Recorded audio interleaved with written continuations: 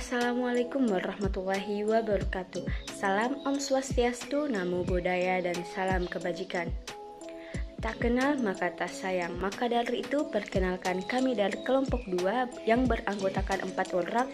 Saya sendiri atas nama Nur Fadilah dan rekan saya ada Nurul Ansyariyah, ada Ninis Tara Adelia, dan Andi Fitrah Nur Akilah.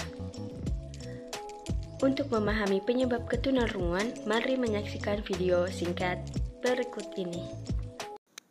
Jenis klasifikasi dan penyebab ketunarunguan.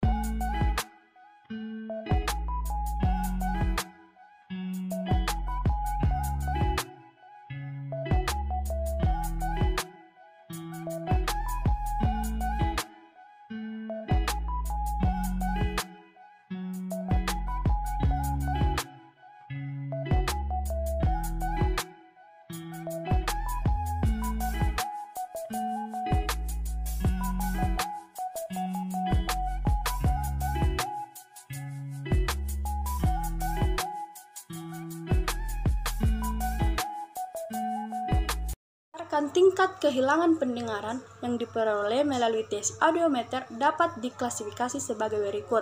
Yang pertama, tunarungu ringan atau mid hearing loss.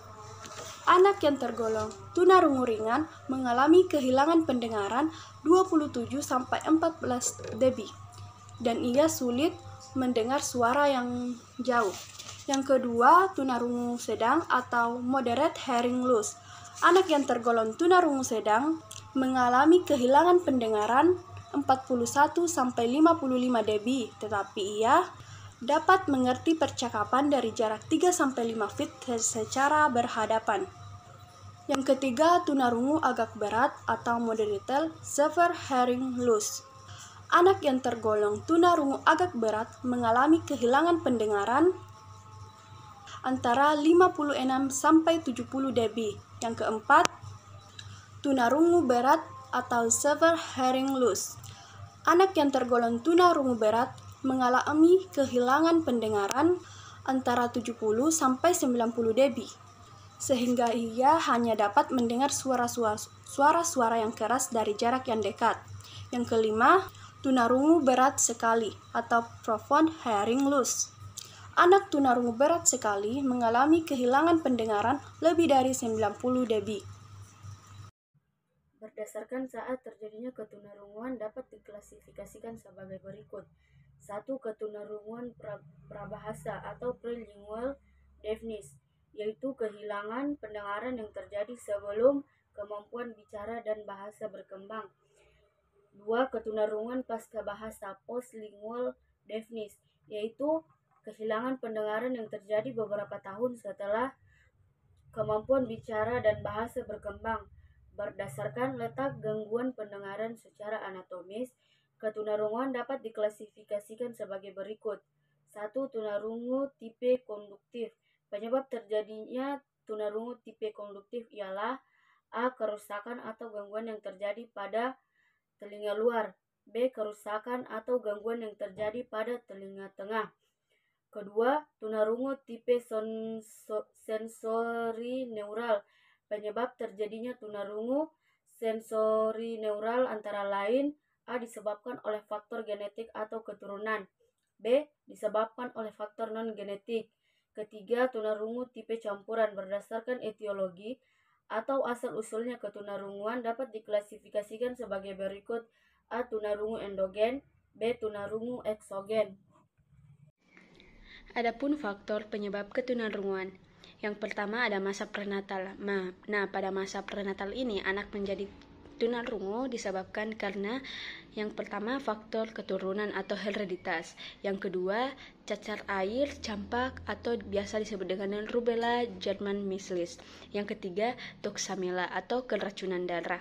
Yang keempat penggunaan obat pil dalam jumlah besar. Yang kelima, kelahiran prematur. Dan yang keenam, kekurangan oksigen atau biasa disebut dengan anoksia. Yang kedua, masa neonatal. Pada masa neonatal ini, anak menjadi tunarungu disebabkan karena yang pertama, faktor resus ibu dan anak tidak sejenis.